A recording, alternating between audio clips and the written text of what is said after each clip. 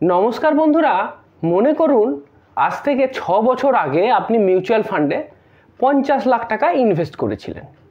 এবার বর্তমান সময়ে দাঁড়িয়ে সেই মিউচুয়াল ফান্ডের ভ্যালু হয়ে গেছে 1 কোটি 1 লাখ টাকা। তো আপনি মিউচুয়াল ফান্ডটা বিক্রি করে দিলেন এবং আপনার 51 লাখ টাকা লাভ হয়ে গেল।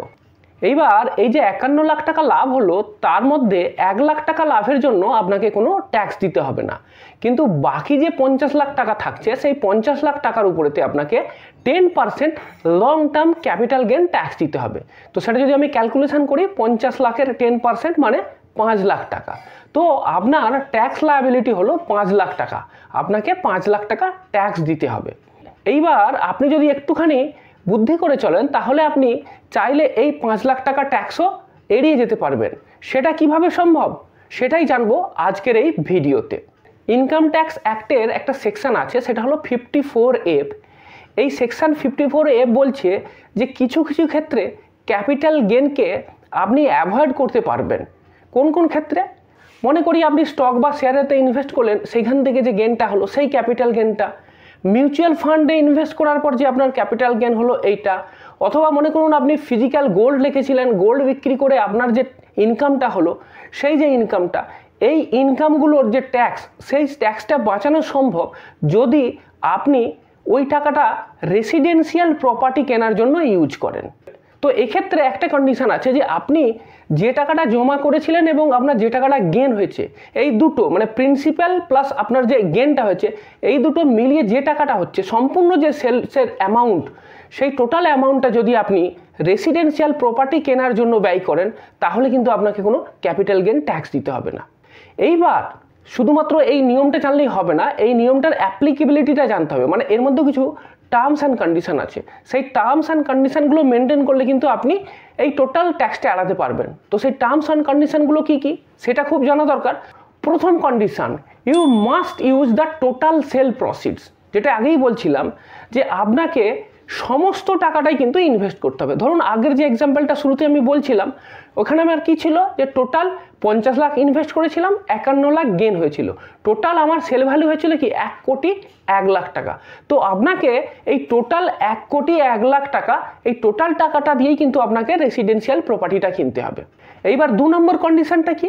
আমি বলছি যে আপনি রেসিডেন্সিয়াল প্রপার্টি কিনলে ট্যাক্সে ছাড় পাবেন, কিন্তু তারও একটা সময় আছে, একটা টাইম লিমিট আছে।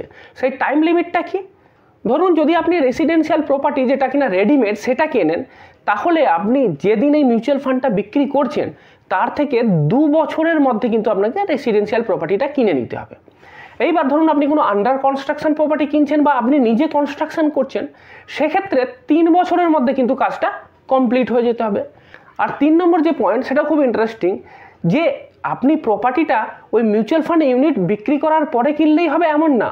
যদি আপনি আগেও কোনো প্রপার্টি কিনে রেখে থাকেন, তার ক্ষেত্রেও এটা অ্যাপ্লিকেবল। শুধু একটাই কন্ডিশন, যে যেদিন আপনি মিউচুয়াল ফান্ড বিক্রি করছেন তার 1 বছরের মধ্যে, মানে তার 1 বছরের আগের মধ্যে যে প্রপার্টি যদি আপনি কিনে রেখে থাকেন, তার ক্ষেত্রেও কিন্তু এই গেনটা অ্যাপ্লিকেবিলিটি হবে। অর্থাৎ আপনার আগের কেনা প্রপার্টির ক্ষেত্রেও এটা অ্যাপ্লিকেবল হবে। কন্ডিশন একটাই, আপনি যেদিন মিউচুয়াল ফান্ড বিক্রি করছেন তার 1 বছরের মধ্যে কেনা প্রপার্টি হতে হবে। এরপরে যে কন্ডিশন, সেটা হলো যে আপনার 2টো রেসিডেন্সিয়াল প্রপার্টি থাকলে কিন্তু হবে। মানে ব্যাপারটা আপনাকে একটু বুঝিয়ে বলি, যে যেদিন আপনি মিউচুয়াল ফান্ড ইউনিটগুলো বিক্রি করছেন সেই সময়তে আপনার একটা রেসিডেন্সিয়াল প্রপার্টি যদি থেকে থাকে, দ্যাট ইজ অ্যালাউড, কিন্তু একের বেশি যদি রেসিডেন্সিয়াল প্রপার্টি থাকে তাহলে কিন্তু হবে না। তার মানে বুঝতেই পারছেন যে যদি আপনার অলরেডি একটা রেসিডেন্সিয়াল প্রপার্টি থাকে তাহলে কোনো অসুবিধে নেই, আপনি এই টাকা দিয়ে আরও একটা রেসিডেন্সিয়াল প্রপার্টি কিনে ফেলতে পারবেন এবং এই ট্যাক্সটা অ্যাভেল করতে পারবেন। কিন্তু যদি অলরেডি আপনার কাছে 2টো প্রপার্টি থেকে থাকে তাহলে কিন্তু হবে না।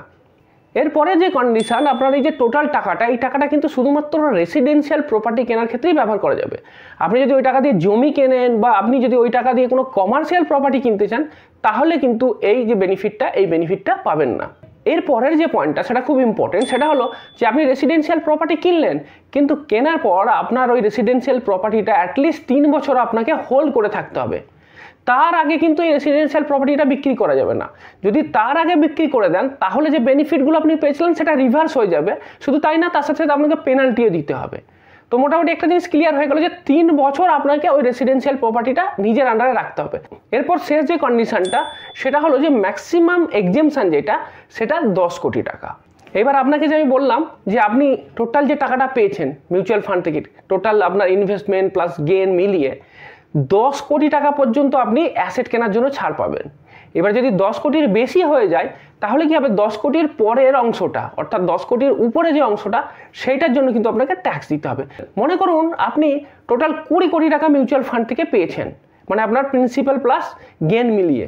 এবার সেই টাকাটা দিয়ে যদি আপনি প্রপার্টি কিনে ফেলেন, টোটাল 20 কোটি টাকার কিন্তু আর সেক্ষেত্রে ছাড় পাবেন না। প্রথম 10 কোটির জন্য আপনি ছাড় পাবেন, পরের যে 10 কোটিটা থাকছে সেই 10 কোটির উপরে কিন্তু আপনাকে ট্যাক্স দিতে হবে। তো আপনি বুঝতেই পারলেন যে 54F যেটা, এর অ্যাডভান্টেজটা কি।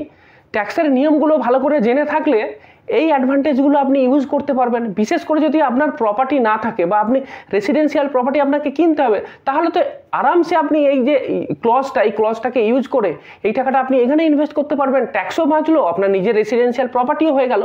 কিন্তু হ্যাঁ, অনেক ক্ষেত্রে যদি আপনার নিজস্ব অলরেডি রেসিডেন্সিয়াল প্রপার্টি থাকে তাহলে শুধুমাত্র ট্যাক্স বাঁচানোর জন্য এখানে ইনভেস্ট করলে তখন একটা লাভ হবে কিনা সেটা কিন্তু অন্য অনেকগুলো ব্যাপারের উপর নির্ভর করছে।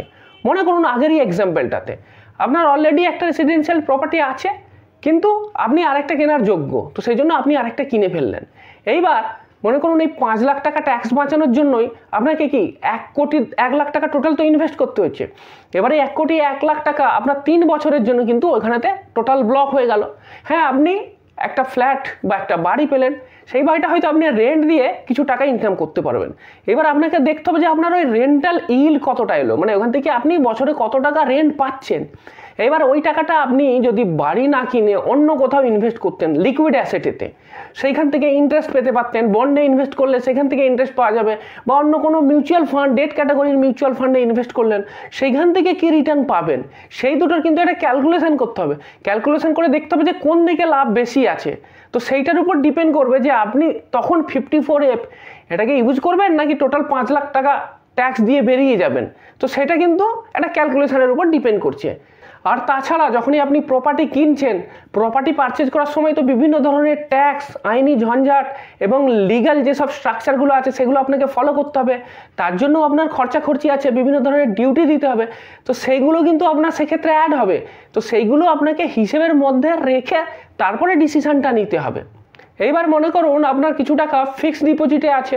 এবার ফিক্সড ডিপোজিটের যে ইন্টারেস্ট সেটাও তো ট্যাক্সেবল এবং তার ক্ষেত্রেও টিডিএস কাটে। তো ফিক্সড ডিপোজিটের টিডিএস আপনি কি করে এড়াতে পারবেন, তো সেটা যদি জানতে চান আপনি আমার বাঁ দিকের ভিডিওটাতে ক্লিক করুন।